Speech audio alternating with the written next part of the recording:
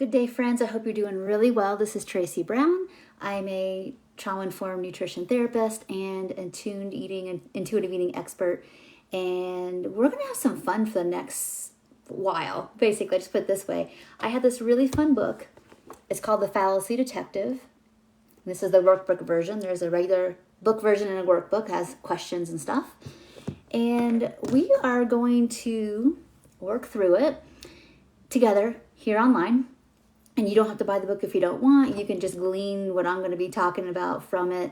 But I'll tell you the backstory in a second. But I want to use this as a really, really fun way to get your mind really, the part of your mind that's in 2022, get it really strong and like muscled up, and really, really good at learning how to blend yourself from fear parts, and also really good at recognizing how you are being inundated since the day you were born until this probably very moment about how you should think and treat yourself with about food and body. That's what we're going to do. So those of you who are just jumping on here live, we're going to be doing some fun stuff with this book called The Fallacy Detective. And the reason I decided to play with this book, so my daughter, we do homeschool and we're doing logic, and I'm looking at this book and we're reading these things and we're having discussions, and it's like, this is how you learn how to think about what comes at you in the world. Instead of like, somebody says this and it must be true, or I got rejected, it must be about me, or whatever. It's like we have to learn how to like look at our circumstances with a strong mind. It's not our fault that when we're young, we are really vulnerable. We are supposed to believe that the people who are taking care of us are right, because that helps keep us in good graces and in survival with the people who take care of us. So that's all normal. But over time in life, we are supposed to learn how to think and not just believe everything that everybody says. And I think that's how, when we get so attached to diet culture, it's that we've already had years, if not decades, of being told that we can't trust our bodies and that we don't know how to eat and the way we look is wrong. Like we've already been so indoctrinated that there's only one right way to look, or that there's only one beautiful way to look, or only one healthy way to look, that we just accept this now, and it becomes like this self-perpetuating negative thinking cycle. So we're going to work through how to learn how to think. And I think it's going to be super fun, and we're going to use food and body examples. Now, I just want to let everybody know who regularly watches me that I'll have other videos too, so you'll actually probably be getting some extra content in the next probably 6 months, because I want to work through this book with everybody. But I also want to do my regular stuff, around like, regular food and body image kind of discussions we have here. So anyway, let's get started. So chapter 1 in this cute little book talks about exercising your mind. And the whole thing at the beginning talks about our dad and mom always wanted us to grow up with inquiring minds, and it's not me, and it's not their fault. My parents just kind of wanted us to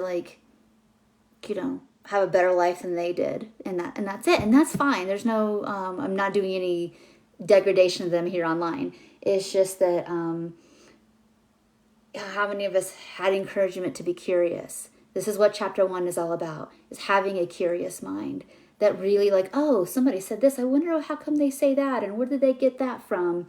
And that skill set alone would have saved all of us thousands and thousands of dollars, and not only in diet programs, but also therapy bills, right? From being curious. When somebody says, oh, fat is bad, and instead of saying, oh, maybe they're right, maybe fat is bad. My doctor said fat is bad, and that influencer on TV or in the commercials or in the magazine said fat is bad. If we would just have had fat is bad. Well, that's interesting. There's a whole group of foods that contain fat that just come in nature. I wonder how come they think that's bad, and start to investigate that on our own. So that today is really just lesson 1 of fallacies. When somebody says something is bad, and they don't provide you evidence, right? And they don't and we don't ask questions of like, how come you think that way, or where did you get that information from? Step one, learn to have a curious mind. So when next time you go to the doctor and they give you a recommendation, tell me more about, doctor, how come you're making that recommendation? I'd love to see the evidence base of that. When people do this, what's the likelihood if they go on this diet that they'll have kept that weight off without eating disorder symptoms for 2 to 5 years? Can you show me that data? If they can't do that, then you want to be curious. Well, if there's no evidence that shows that that's helpful or maintains weight loss long term, how come you're offering that to me? That's the kind of mind we want to have, and not in a I'm challenge you kind of mindset. It's just like, I'm curious. I really want to know. So if we can develop a curious mind, we're less likely to be indoctrinated. That's it, right? So that's the lesson for today. Lesson 1, exercise your mind. We're going to call it have a curious mind, all right? So on Wednesday, we're going to talk about learning to love to listen. Because there's hallmarks of learning to love to listen, and to really percolate what other people say on both ends of the spectrum, so you can get a